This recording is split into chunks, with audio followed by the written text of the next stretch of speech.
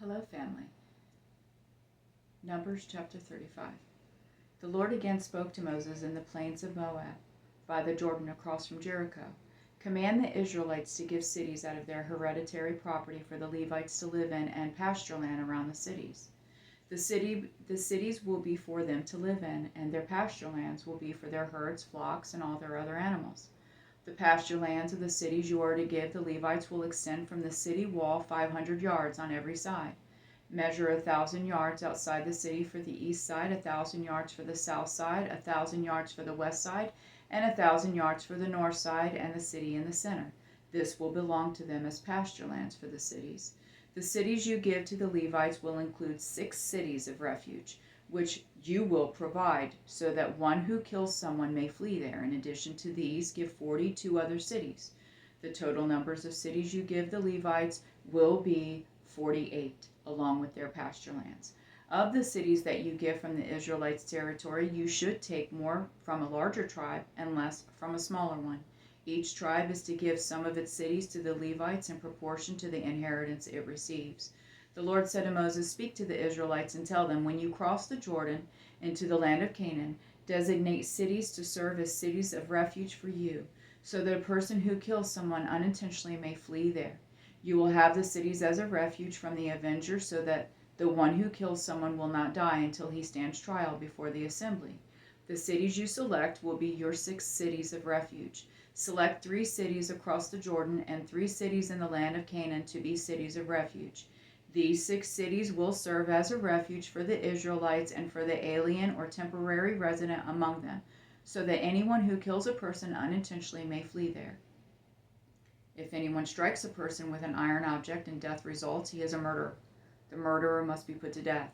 If anyone has in hand a stone capable of causing death and strikes another person and he dies, the murderer must be put to death.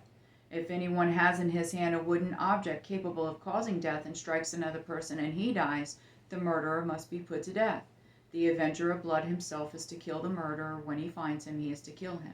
Likewise, if anyone in hatred pushes a person or throws an object at him with malicious intent, and he dies, or if in hostility he strikes him with his hand and he dies, the one who struck him must be put to death. He is a murderer.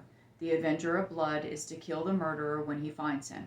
But if anyone suddenly pushes a person without hostility or throws any object at him without malicious intent, or without looking, drops a stone that could kill a person as he dies, but he was not his enemy and didn't intend to harm him, the assembly is to judge between the person who kills someone and the avenger of blood according to these ordinances. The assembly is to protect the one who kills someone from the avenger of blood.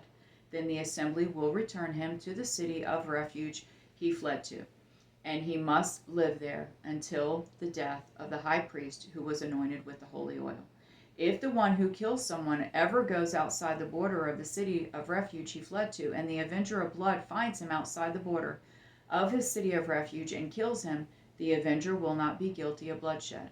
For the one who killed a person was supposed to live in his city of refuge until the death of the high priest. Only after the death of the high priest may the one who has killed a person return to the land he possesses. These instructions will be a statutory ordinance for you throughout your generations wherever you live. If anyone kills a person, the murderer is to be put to death based on the word of the witness. But no one is to be put to death based on the testimony of one witness. You are not to accept a ransom for the life of someone who is guilty of murder. He must be put to death. Neither should you accept a ransom for the person who flees to his city of refuge, allowing him to return and live in the land before the death of the high priest. Do not defile the land where you live, for bloodshed defiles the land, and there can be no atonement for the land because of the blood that is shed on it, except by the blood of the person who shed it. Do not make the land unclean where you live and where I dwell, for I, the Lord, reside among the Israelites." I love you, Jonathan and Jesse.